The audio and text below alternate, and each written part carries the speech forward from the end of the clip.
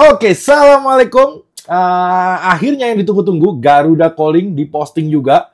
Gue udah screenshot ada di sini dan gue akan mencoba menggali lebih dalam lagi.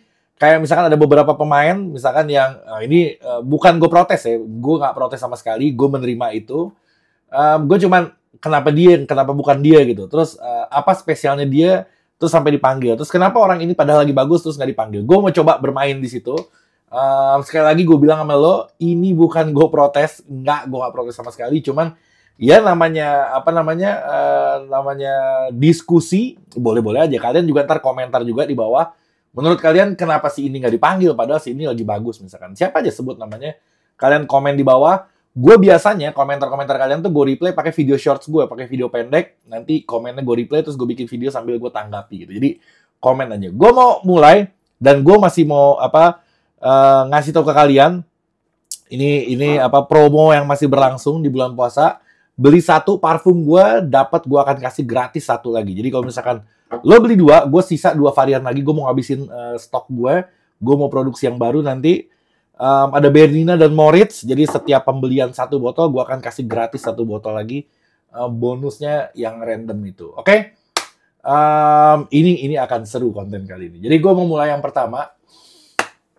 Ada beberapa nama yang nggak dipanggil, ada beberapa nama yang dipanggil, tapi bagi gue seharusnya bisa opsi lain sebenarnya gitu. Oke, gue akan mulai. Yang pertama Septian Bagaskara. Septian Bagaskara ini performanya emang lagi lumayan banget. Dia di Dewa itu, dia total main 25 game. Ini menurut data yang gue ambil dari statistik ini transfer market ya. Dia dari 25 game, dia udah nyetak 7 gol dan 1 assist. Sebenarnya kalau untuk ukuran striker, ini kurang banget gitu. Cuman di Indonesia, untuk sampai range itu 10 sampai 15 gol tuh udah oke banget gitu untuk pemain lokal di Liga Indonesia. Nah, ini 7 masih di bawah rata-rata sebenarnya. Sedangkan top skor untuk yang lainnya tuh di Liga Indonesia itu udah belasan lah, udah banyak banget gitu. Jadi ini striker sebenarnya tertinggal jauh gitu. Tapi untuk dibanding yang lain, Septian Bagaskara harus masuk ke nominasi dipanggil ke timnas. Oke lah, gue masih sependapat dengan itu. Terus yang kedua, yang pertama tadi Septian Bagaskara ya. Yang kedua, nanti gue akan bahas juga susunan line up ya. Terus pemain yang biasa dipanggil, terus nggak dipanggil, itu juga ntar gue akan bahas. Gitu. Oke, yang kedua ada Egy Maulana. Ini agak lumayan nih. Ini Egy Maulana lagi on fire banget sekarang. Dari 24 pertandingan, dia udah nyetak 11 gol, bahkan di atasnya si Septian Bagaskara. Padahal gue tahu kalau Egy itu posisinya nggak depan-depan amat, dia justru agak di sebelah kanan ya, atau sebelah kiri gitu. Jadi dia nggak murni striker, beda. Tapi golnya lebih banyak dan asisnya pun lebih banyak. 4 asis gitu. Jadi Egy sangat layak dipanggil untuk timnas Indonesia.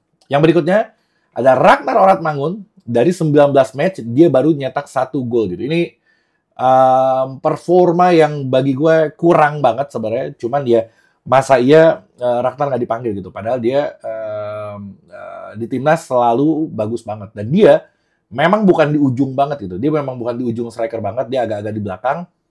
Ya mungkin di klubnya dia nggak ditugasin untuk nyetak gol. Memang kan biasanya kan dia ngegiring. Dia jadi kreator. Tapi kalau ngeliat dari data yang ada, gue nggak nonton pertandingannya. Susah banget gue nonton pertandingannya. Tapi kalau ngeliat dari data yang ada, dari 19 match, dia baru nyetak 1 gol. Layak apa enggak? Ya lo komen aja di bawah. Silahkan aja gitu. Oke? Yang berikutnya ada Rafael Strijk. Rafael Strijk. Kalau nggak salah namanya disebutnya. Agak susah ya bang. Baru main 10 kali, jarang dipakai emang, apalagi terakhir ini dia udah nggak masuk ke starting bahkan, nggak masuk line up, dan dia baru nyetak 1 gol gitu. Ini agak sedikit mengkhawatirkan untuk si Rafael Strijk. Gue nggak tahu di klubnya dia ditaruh di ujung striker atau di sebagai kayak di timnas gitu, kadang second striker juga. Nah gue nggak tahu, tapi rasanya agak-agak selamat gitu punya oleh Romeni. Jadi kekurangan-kekurangan kayak gini masih bisa dikurangin gitu. Gue nggak melulu lo kenapa yang Liga Indonesia lo? Enggak, gue bahas sama. Jadi gue bahas semua pemain mau di Liga Indonesia, mau di Liga Australia, mau di Liga manapun.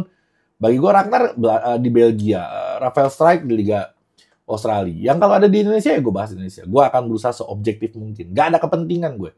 Gue gak ada kepentingan sama sekali untuk ngebela satu dan lainnya. Oke? Yang berikutnya Ramadan Sananta. Jadi bahkan Sananta udah diketahuin sama kita itu dipanggil timnas sebelum PSSI atau akun timnas itu mengumumkan gitu. Karena kelamaan mungkin. Jadi di-spill sama klubnya duluan yang posting, jebret. Nah, siapa yang berani protes ketika Persis Solo posting duluan dibanding Timnas? Akhirnya nggak lama, panik mungkin, akhirnya nggak lama kemudian si Timnas posting juga, ngapain ditunda-tunda lama banget gitu. Oke, Ramadan Sananta balik lagi. Dari 22 pertandingan dia baru nyetak 4 gol dan 1 assist. Memang gol terakhirnya itu indah banget, gue ngeliat gue bahkan kaget, cuman bukan karena lu bisa nyetak gol indah terus lu layak masuk Timnas. Gue mikirnya kayak gitu. Tapi untuk ukuran striker, 22 pertandingan baru nyetak 4 gol. Striker murni ini gue bicara ya. Jadi nggak ada kayak misalkan Egy tuh udah gila banget, luar biasa banget. Karena dia bukan striker murni gitu.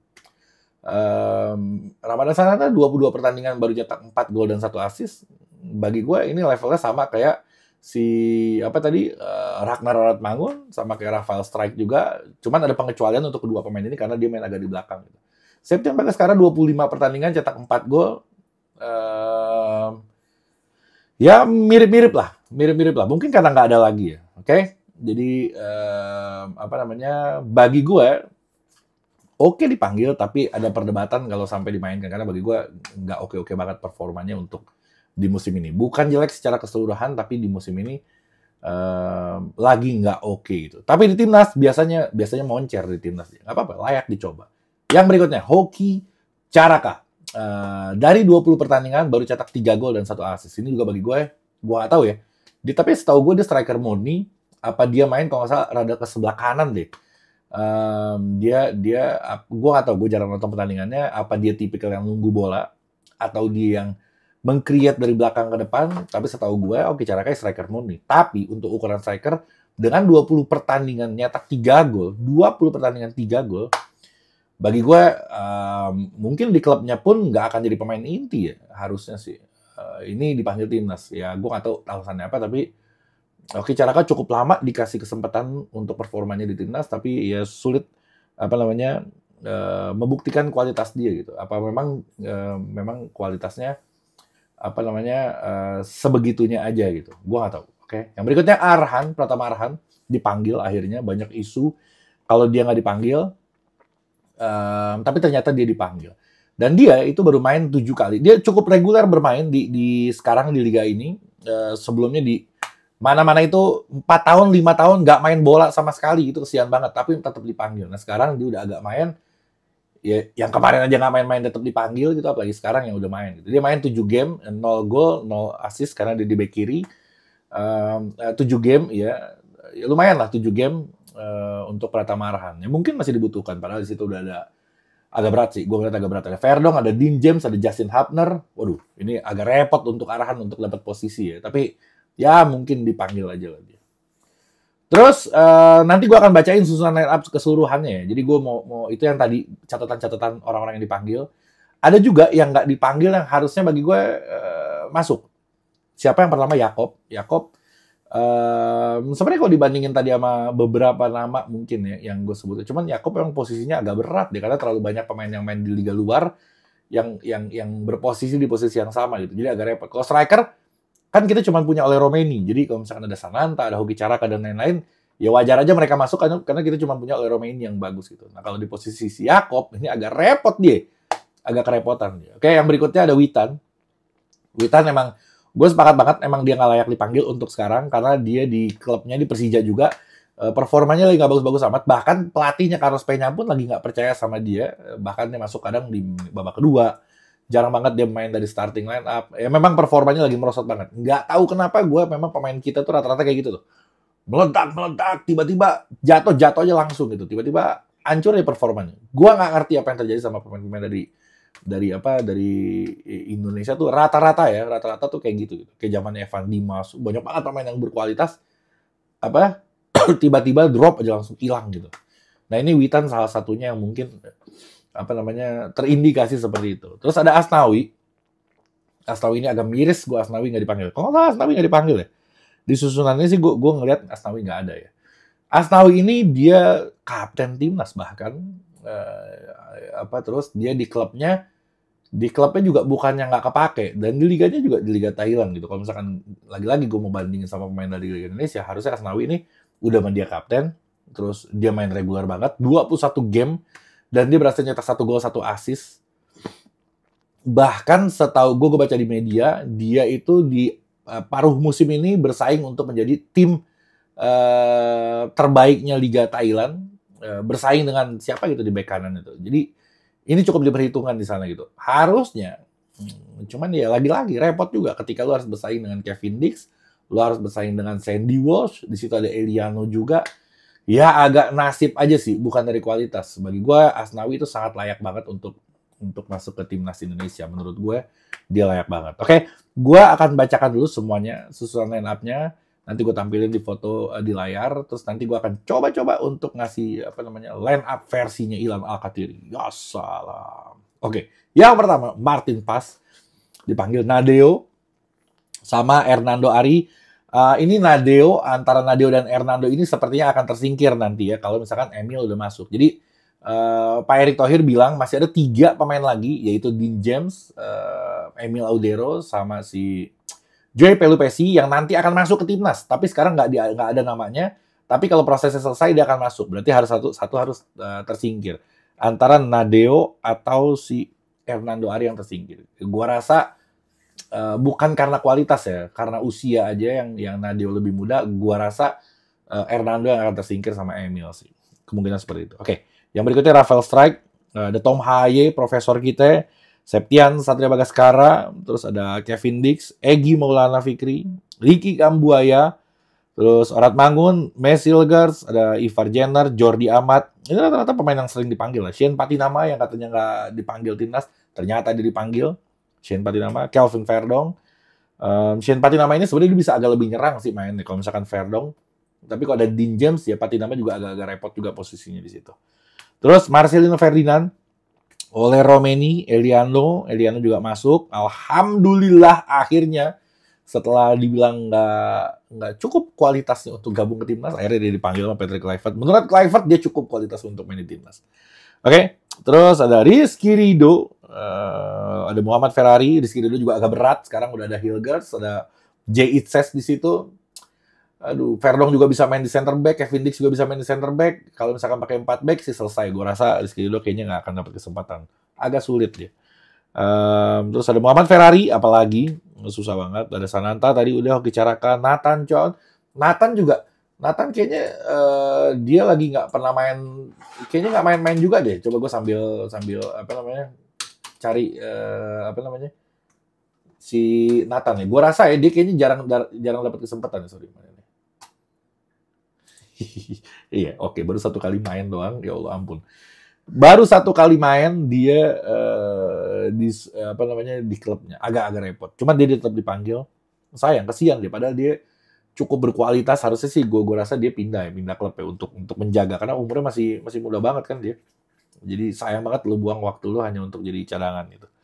Terus Pratama Arhan masuk, Jay Itzes, Sandy Walsh, dan Justin Hubner. Justin Hubner juga posisinya agak-agak repot, agak-agak terancam. Karena juga dia sering banget bikin kartu kuning, kartu merah. Jadi mengkhawatirkan untuk timnas gitu. Ketika kita lagi butuhnya, tiba-tiba dia bikin ulah terus kartu merah. Masalahnya dia bangga gitu dengan kebengalan dia bangga dengan kebrutalan dia. Itu yang bikin repot.